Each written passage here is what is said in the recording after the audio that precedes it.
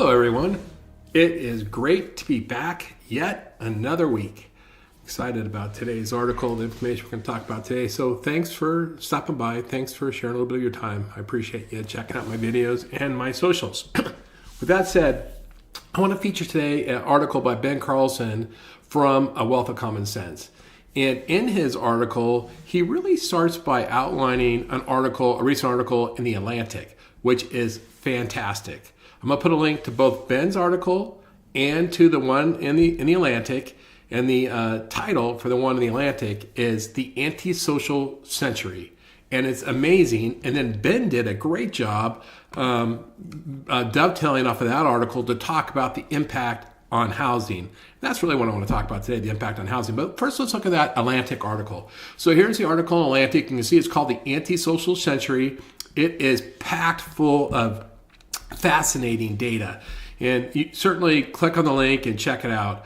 But here's a few statistics. I'm just going to run through some ones I highlighted. In 2023, 74% of all restaurant traffic came from off-premise customers. That is from takeout and delivery. That's up from 61% just a couple years ago. So it's gone from 61% from like 2019, it was 61%, to now it's 74% in 2023. And it goes on to say, as you can see, that the share of U.S. adults having dinner or drinks with friends on any given night has declined by more than 30% in the last 20 years. Significant. A third less people. We're hanging out with people less, right? And then what's really fascinating, when people go out to restaurants today, they're much more likely to eat by themselves. In fact, in just the last couple of years, solo dining has increased by 29%. And if you start looking at other things, and I'll skip to the bottom here in a second, and we'll get on to Ben's article, the typical adult today only goes about 3 movies a year. They only go about 3, but they watch 19 hours of television a week at home. So it's definitely a shift. And it used to be the average person went to a few movies a month, out to a few movies a month. Now it's only 3 movies a year. Right. And then, as you can see, and I'm not going to keep going this, just people are spending more and more time alone. Here's what's really interesting about the people spending more time alone.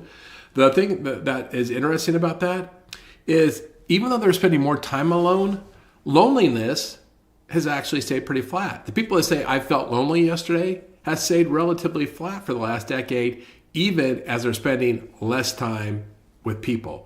Significantly less time with people. And if you think back to it, in the early 20th century, there was a giant boom in people socializing. Churches had an all-time high congregations. You had schools, libraries. Everything was about people getting together. Everything was. The second half of the century, when people started to live in rural areas and live out of the city and start to live in bigger houses, they started to socialize less.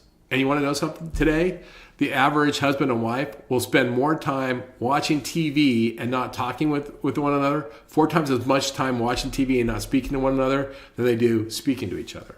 Whatever that means. But it's super crazy how how it just keeps going.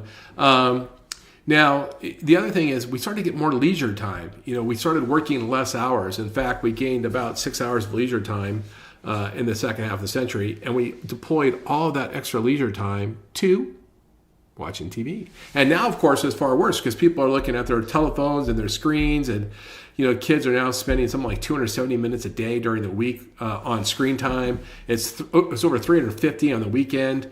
And so people are just getting more and more isolated. So Ben reads this article. And by the way, A Wealth of Common Sense is a fantastic free newsletter. Ben Carlson, who works with Reinhold's Wealth Management. Great stuff. Like I say, 2 or 3 times a week, just writes great stuff if you're a loan officer or a real estate agent that you can use. So Ben watched that, read that article, and he came out with his own hypothesis. And his argument is the new housing market premium. And what his article is all about is that as people spend more time at homes, they want nicer homes.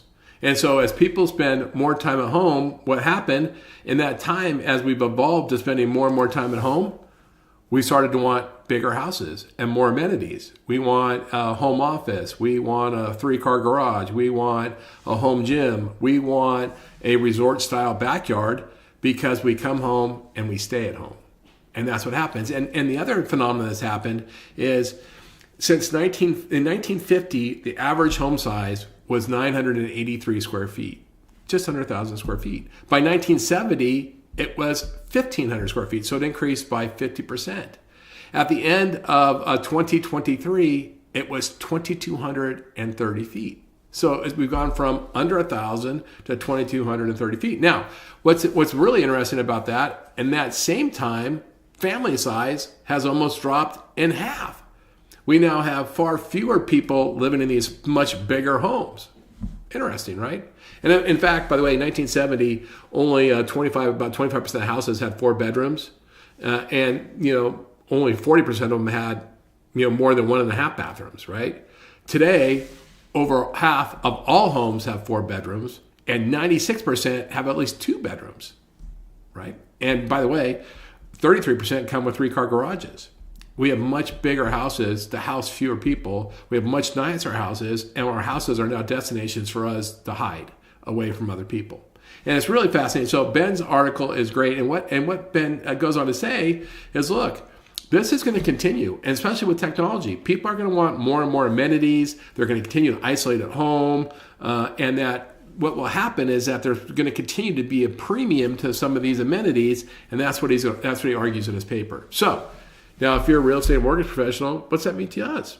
Well, we got to make sure we're asking, our clients, our borrowers, our buyers, what's most important to them. What's their social norm? Do they go home and isolate? Are they social? And then we need to make sure we match the products with them. I thought I was super interested. I thought both these articles are interesting. I will definitely put links to them below in my notes. You can check it out on LinkedIn. I did a lengthy write-up on Ben's article this morning, and I did a small mention to the Atlantic article. I put links to both my LinkedIn. With that, thanks so much for stopping in. Thanks for your time. It's good to spend a few minutes with you. I look forward to talking to you again soon. Have a great day.